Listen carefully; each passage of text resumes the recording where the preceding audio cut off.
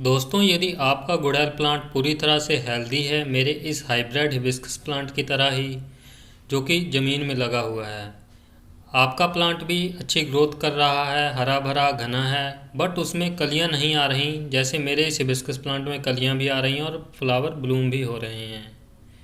या फिर कलियां बनती हैं बट कलियां खिलने से पहले ही ड्रॉप हो जाती हैं, गिर जाती हैं। तो आपके प्लांट की ये सभी प्रॉब्लम इस वीडियो को देखने के बाद सॉल्व हो जाएंगी। आप वीडियो देखने के साथ साथ जो इन्फॉर्मेशन मैं बताऊं उसे आप ध्यान से सुन लीजिएगा, तभी आपके लिए वीडियो हेल्पफुल हो पाएगी, अदरवाइज़ नहीं। तो चलिए शुरू करते हैं। ये भी हाइब्रिड गुड़हल प्लांट है जिसे मैंने गमले में लगा रखा है। इसमें 2 फूल खिले हुए हैं और कलियां भी बहुत सारी बनी हुई हैं और हर दिन इसमें 1-2 फूल खिलते रहते हैं। मेरा ये प्लांट पूरी तरह हेल्दी है। इसे फ्लावरिंग के लिए जो भी न्यूट्रिएंट्स चाहिए वो सभी न्यूट्रिएंट्स इस प्लांट की रूट्स प्लांट्स में पहुंचा रही हैं। मतलब दोस्तों ये है कि मेरे ज़मीन में लगे गुड़हल प्लांट और इस गमले में लगे गुड़हल प्लांट का जो रूट सिस्टम है वह पूरी तरह स्ट्रॉन्ग है, हेल्दी है, किसी भी न्यूट्रिएंट्स की कोई कमी नहीं है।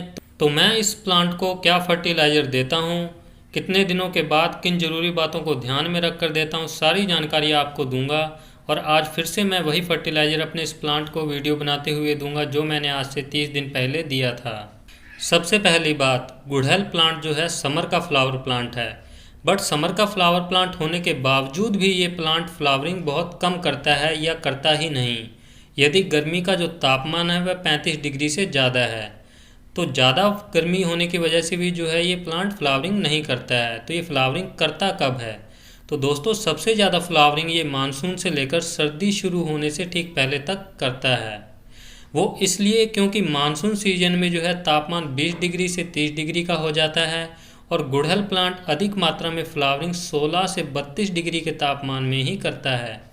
बट जब विंटर सीजन में जो तापमान है वह 16 डिग्री से कम हो जाता है तब ये प्लांट फ्लावरिंग बंद कर देता है और फिर से जब विंटर सीजन खत्म होता है, तापमान 16 डिग्री से ऊपर जाता है, तो गुड़हल प्लांट फिर से न्यू ग्रोथ शुरू कर देता है और फिर से फ्लावरिंग के लिए तैयार हो जाता है, जिससे बसंत ऋतु में ये बहुत ज़्यादा फ्लावरिंग करता है। और जैसे जैसे गर्मी का सीजन बढ़ते जाता है वैसे वैसे ये फ्लावरिंग कम करते जाता है और मानसून आते ही ये फ्लावरिंग फिर से शुरू कर देता है अधिक मात्रा में।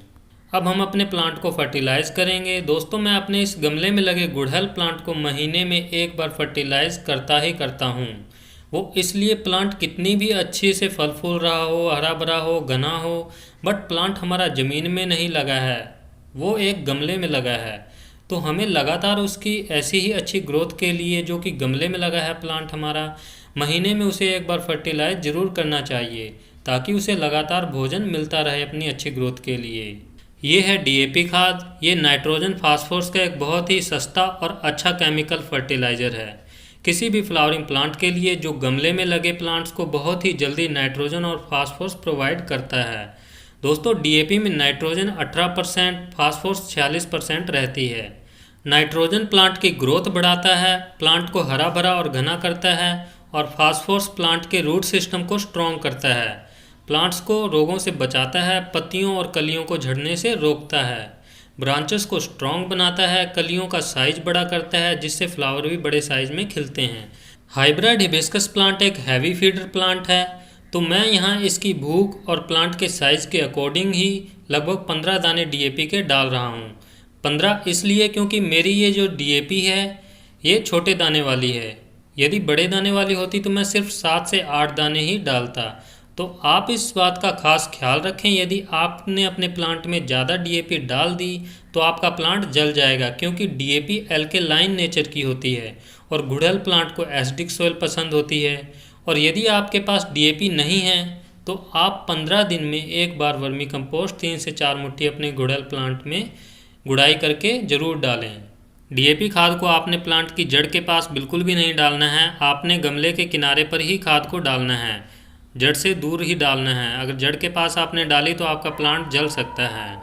तो दोस्तों आप डीएपी खाद का यूज़ अपने प्लांट की अच्छी ग्रोथ के लिए, अधिक मात्रा में कलियों के लिए बेझिझक कर सकते हैं। आप इसका यूज किसी भी फ्लावरिंग प्लांट पर कर सकते हैं। और नर्सरी वाले क्या करते हैं, वो सिर्फ एक ही खाद का यूज करते हैं, सिर्फ और सिर्फ डीएपी। वो फ्लावरिंग प्लांट के लिए भी डीएपी का यूज करते हैं और इंडोर प्लांट्स के लिए भी डीएपी का यूज करते हैं। इसके अलावा आप अपने हिबिस्कस प्लांट पर हर रोज़ पानी का स्प्रे करें। पानी का रोज़ स्प्रे करने से जो है प्लांट खुश रहता है और कीट पतंगों से भी बचा रहता है। और यदि आपके प्लांट में कलियां आकर गिर जाती हैं खिलने से पहले, तो आप अपने प्लांट को बनाना पील लिक्विड फर्टिलाइज़र दीजिए। हफ्ते में कम से कम 2 बार दीजिए, कलियां खिलने लगेंगी। Thanks for watching, happy gardening.